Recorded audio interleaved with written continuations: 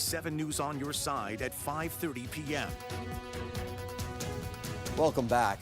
DC water leaders are sounding the alarm tonight. They're announcing this week that if the region doesn't create a larger backup supply of drinking water, we could plunge into an economic disaster if Potomac River water is not available. And this sounds like an unlikely situation, but there are more environmental threats than you might realize. So among the solutions to prevent a crisis, turning wastewater into drinking water.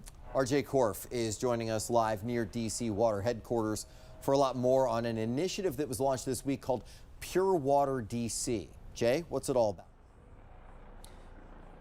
Yeah, that's right, Scott. You know, for decades, we have known that the DC water supply here in this area is not as versatile as it should be. And the really big alarm that was sounded was last July, the day before July 4th. On July 3rd, there was a major algal bloom that actually ended up this region being only about 30 minutes away from having no drinking water. They were able to solve that problem on that day, but it was kind of the straw that broke the camel's back, and now they're in a position where they don't want that to happen again.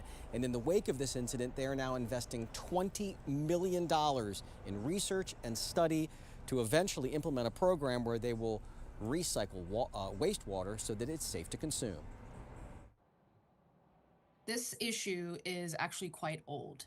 Dr. Rabia Chaudhry, Director of Water Resiliency for DC Water, says since the 1960s, the region has only had about a day or two of stored backup drinking water in the event something goes wrong in the Potomac River. Keep in mind, DC Water uses the Blue Plains plant in southwest DC to treat sewage that then goes into the Potomac River, which then gets processed into drinking water at the Washington Aqueduct, run by the Army Corps of Engineers. The District of Columbia's water supply is immediately vulnerable to any disruption in the Potomac River because it is the only source of water for the District of Columbia. Dr. Chaudhry says future disruptions like a major drought or higher demand for water from data centers are likely enough that they must find additional water supply sources and storage locations. Without a more robust supply, no water for days in D.C.